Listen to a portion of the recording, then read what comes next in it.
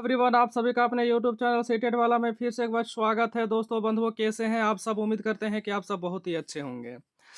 दोस्तों इस वीडियो में हम लोग डिस्कस करने वाले हैं कि 10 जनवरी 2023 को आप लोगों का सीटेट का एग्जाम था। उस सीटेट पेपर में मैथमेटिक्स से किस प्रकार का क्वेश्चन आया था और कुछ एक्स्ट्रा एमसीक्यू भी डिस्कस करने वाले हैं दोस्तों।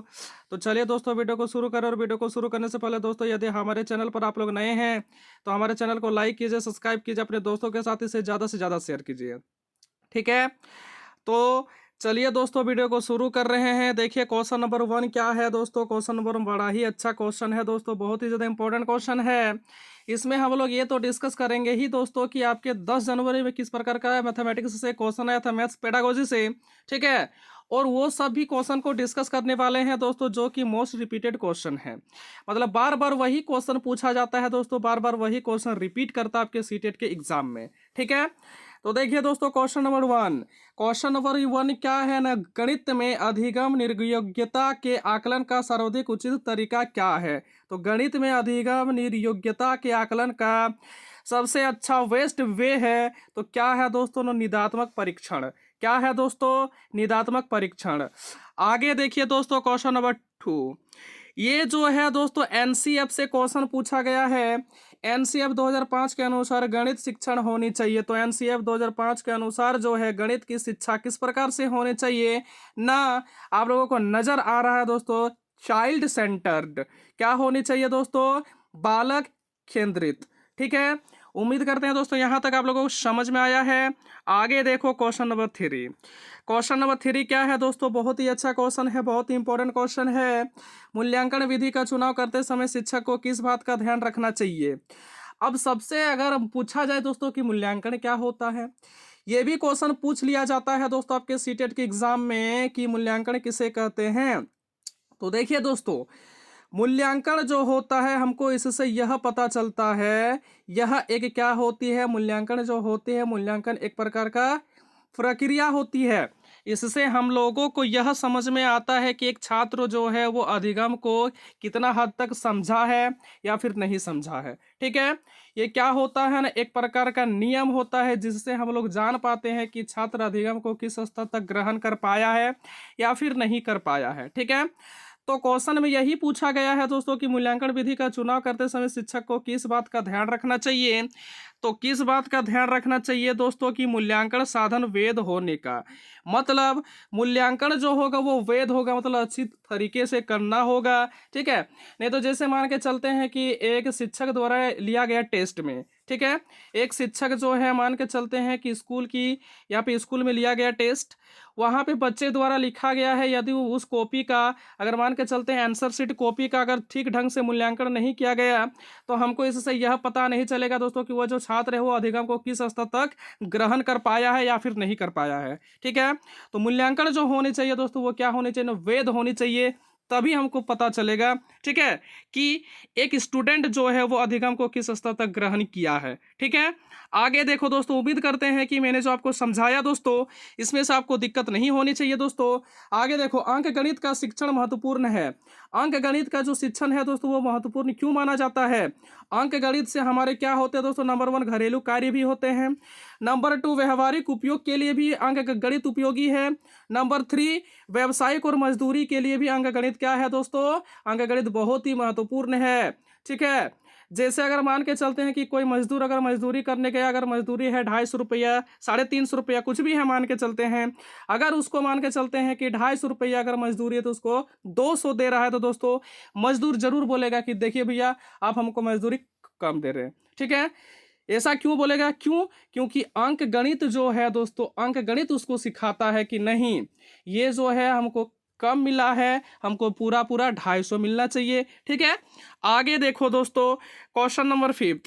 क्वेश्चन नंबर 5 क्या है? गणित में मानसिक कार्य संबंधित है। तो गणित में मानसिक कार्य जो होता है वो किससे संबंधित होता है दोस्तों? न गणित के व्यवहारिक पक्ष से संबंधित होता है। किससे दोस्तों? न गणित के व्यवहारिक पक्ष से संबंधित होता है। उम्मीद करते हैं दोस्तों यहाँ तक आप लोगों को समझने में दिक्कत नहीं हुआ होगा दोस्तों। आगे देखो, आगे क्या है ना, क्वेश्चन नंबर 6। अगर आप एक गणितज्ञ हैं दोस्तों तो आपके अंदर क्या विशेषताएं होनी चाहिए? क्वेश्चन ये पूछा गया है कि एक अच्छा गणितज्ञ होने के लिए कौन सी विशेषता होनी चाहिए। तो एक अच्छा गणितज्ञ होने के लिए आपको क्या होना चाहिए, न सभी अवधारणाओं की समझ होनी चाहिए और उसको लागू करने का नियम भी मालूम होना चाहिए और उनमें संबंध स्थापित करने का रूल भी आपको पता होना चाहिए दोस्तों, आप उनके बीच संबंध स्थापित भी कर सकें, ये सब की जानकारी आपको होनी चाहिए। ठीक है, तभी जाकर के आपको एक अच्छा गणितज्ञ बोला जाएगा। नहीं तो आप सारे के सारे फॉर्मूला को रटिएगा तो आपको एक अच्छा गणितज्ञ नहीं माना जाएगा दोस्तों। ठीक है, फॉर्मूला को रटना ये नहीं, रटंती विद्या जो होता है दोस्तों वो भुलंती विद्या होती है। ठीक है, एक अच्छा गणितज्ञ तभी होता है जब सभी अवधारणाओं को समझने, लागू करने और उनमें संबंध स्थापित करने की क्षमता हो आपके अंदर में। ठीक है, उम्मीद करते हैं दोस्तों ये क्वेश्चन आप लोगों को समझ में आया होगा। दोस्तों आगे देखो, बच्चों में गणना करने की शक्ति को बढ़ाया जा सकता है। तो बच्चों में गणना करने की शक्ति को कैसे हम लोग इंक्रीज कर सकते हैं। ठीक है, तो कैसे कर सकते हैं दोस्तों, ना क्लासरूम में क्रियाशीलता गतिविधियों का आयोजन करके हम लोग क्या कर सकते हैं दोस्तों, कक्षा कक्ष में क्रियाशीलता जो है, क्रियाशील गतिविधियों का आयोजन करेंगे। इससे क्या होगा दोस्तों, एक बच्चे में जो है कैलकुलेशन की जो शक्ति है दोस्तों, उसका जो पावर है वो इंक्रीज करेगा।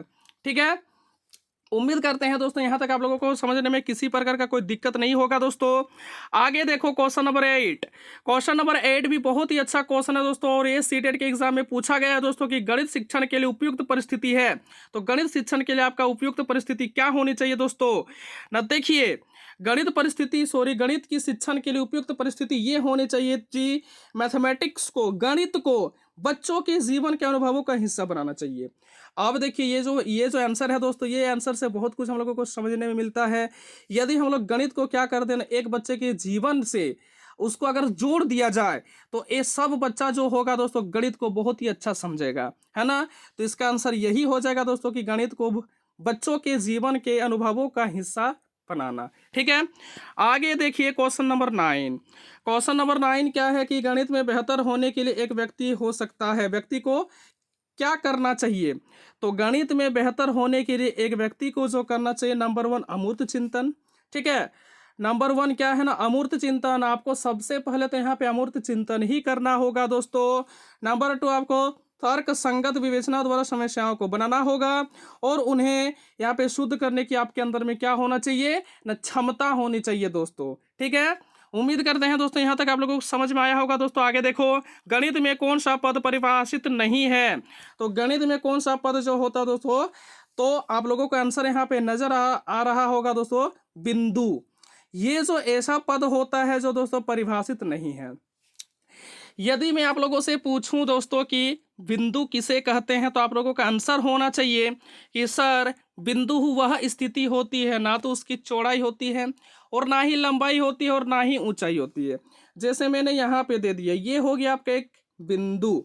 इसका आप लोगों को नजर आ रहा है कि इसका ना तो लेंथ है और ना ही इसका चौड़ाई है और ना ही इसका ऊंचाई है दोस्तों, है कुछ भी यहाँ पे नहीं है। इसी पद का नाम क्या है, इसी स्थिति का नाम क्या है, बिंदु। ठीक है, उम्मीद करते हैं दोस्तों यहाँ तक आप लोगों को समझ में आ रहा होगा।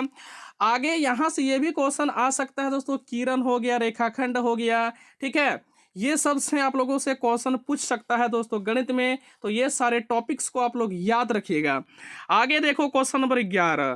क्वेश्चन नंबर 11 क्या है दोस्तों कि खोज विधि का प्रतिपादन किसने किया था। ये क्वेश्चन आपके सीटेट के एग्जाम में आया हुआ क्वेश्चन है दोस्तों और ये क्वेश्चन आपको हम 10 करोड़ का प्रोडक्ट दे रहे हैं। ये क्वेश्चन बहुत ही ज़्यादा इंपॉर्टेंट है दोस्तों कि खोज विधि का प्रतिपादित जो किया था उस व्यक्ति का नाम है आर्मस्ट्रॉन्ग। क्या नाम है दोस्तों, आर्मस्ट्रॉन्ग। उम्मीद करते हैं दोस्तों कि यहाँ तक आप लोगों को समझ में आया होगा। दोस्तों आगे देखो क्वेश्चन नंबर 12। कौन सा, अब यहाँ पे देखिए कौन सा पहलू बीज गणित में महत्वपूर्ण नहीं है। तो मेजरमेंट, बीज गणित में जो होता है दोस्तों वो मेजरमेंट नहीं होती, माप नहीं होती है। ठीक है, इसमें मापन का कोई काम नहीं होता है। बीज गणित में क्या होता है दोस्तों, सिंपली हम लोग क्या करते हैं, उसमें a प्लस बी का होल स्क्वायर होता है, a माइनस बी का होल स्क्वायर होता है, a प्लस बी का होल क्यूब होता है।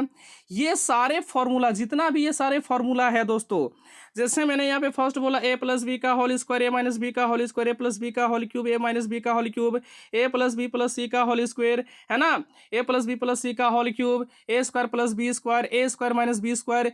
ये सारे जितने भी फॉर्मूला है दोस्तों, तो बीजगणित में ये सारे फॉर्मूला का उपयोग करके हम लोग क्या करते हैं, सारे क्वेश्चंस को सॉल्व करते हैं। ठीक है, हम आप लोग देखे होंगे दोस्तों कि बीजगणित में मेजरमेंट का कोई वर्क नहीं होता है दोस्तों, तो इसका आंसर क्या हो जाएगा ना, मेजरमेंट माप। ठीक है, आगे देखो क्वेश्चन नंबर 13। क्वेश्चन नंबर 13 क्या है दोस्तों कि छात्र विद्यालय में रहकर जो कुछ सीखता है उसकी जांच हेतु जो परीक्षाएं आयोजित की जाती है वह कहलाती है। तो छात्र जो है दोस्तों एक विद्यालय में रह करके जो कुछ भी सीखता है उसका जांच हेतु जो परीक्षाएं की जाती है उसको हम लोग बोलते हैं उपलब्धि परीक्षण। क्या बोलते हैं दोस्तों, उपलब्धि परीक्षण बोलते हैं। ठीक, उम्मीद करते हैं दोस्तों यहाँ तक आप लोगों को समझ में आया होगा। दोस्तों क्वेश्चन नंबर 14 क्या है दोस्तों कि किस विधि से यह सिद्ध किया जा सकता है कि दो समपूर्णांकों का, ठीक है, अंकों का योग जो होता है वो सदैव सम होता है। क्या दोस्तों, क्वेश्चन को फिर से सुनिए दोस्तों, आई रिपीट, कि किस विधि से यह सिद्ध किया जा सकता है कि दो समपूर्णांकों का योग सदैव सम होता है। यहाँ पे क्या हो जाएगा दोस्तों, समपूर्णांक नहीं होगा, समपूर्णांकों का योग। ठीक है, तो इसका आंसर क्या हो जाएगा दोस्तों, इसका आंसर हो जाएगा प्रत्यक्ष उत्पत्ति। अब इसका मतलब क्या हुआ दोस्तों, जैसे क्वेश्चन को रीडिंग कीजिए फिर से एक बार। क्वेश्चन में बोल रहा है दो समपूर्णांकों का योग सदैव सम होता है, हम लोग इसको कैसे सिद्ध कर सकते हैं। ये रही, मान के चलते हैं 4 एक क्या है ना, समपूर्णांक है। नंबर 2 में ले लेते हैं 8, ये भी मेरा क्या है ना, समपूर्णांक है। बराबर कितना हो गया दोस्तों, बराबर आप लोगों को नजर आ रहा है कि 12 हो गया। ठीक है, तो हम लोग इसको एकदम सामने दिखा दिए और सामने ही मतलब सिद्ध कर दिए, दिखा दिए। प्रत्यक्ष उत्पत्ति का मतलब क्या होता है, लिख करके दिखा दो। ठीक है, लिख करके दिखा दो कि हाँ, दो समपूर्णांकों का योग जो होता है वो सदैव सम होता है। ठीक है, उम्मीद करते हैं दोस्तों यहाँ तक आप लोगों को समझने में किसी प्रकार का कोई दिक्कत नहीं हुआ होगा। दोस्तों आगे देखो क्वेश्चन नंबर 15 और आज की इस वीडियो का लास्ट क्वेश्चन दोस्तों, सीखने के आकलन का आधार है। तो सीखने का आकलन हम लोग कैसे जानेंगे दोस्तों कि एक छात्र सीखा है या फिर नहीं सीखा है, वो अधिगम को ग्रहण कर पाया है या फिर नहीं कर पाया है, हम लोग कैसे जानेंगे। तो इसका सबसे बड़ा आंसर होगा दोस्तों कि व्यवहारिक परिवर्तन। ठीक है, आंसर क्या हो जाएगा दोस्तों, इसका आंसर हो जाएगा व्यवहारिक परिवर्तन। अगर मान के चलते हैं कि कोई भी छात्र अगर सीखा और उसके बिहेवियर में चेंजेस ही नहीं आया तो हम क्या बोलेंगे दोस्तों, वह छात्र नहीं सीखा है। ठीक है, और सीखने का मतलब ही होता है, शिक्षा का मतलब ही होता है, ठीक है, कि व्यवहार में क्या आना ना, चेंजेस आना, परिवर्तन आना। ठीक है, उम्मीद करते हैं दोस्तों यहाँ तक आप लोगों को समझ में आया होगा। यदि वीडियो आप लोगों को पसंद आया है दोस्तों तो वीडियो के अंत में एक प्यारा सा लाइक ज़रूर कीजिएगा दोस्तों, क्योंकि आपका एक प्यारा सा लाइक करना ही हमारा मेहनत का फल होता है। तो चलिए दोस्तों, आज के इस वीडियो में इतना ही डिस्कस कर रहे हैं, मिलते हैं नेक्स्ट वीडियो पर। तब तक के लिए आप लोगों का बहुत बहुत धन्यवाद वीडियो के अंत तक देखने के लिए। और वीडियो के अंत में दोस्तों, जय हिंद, जय भारत।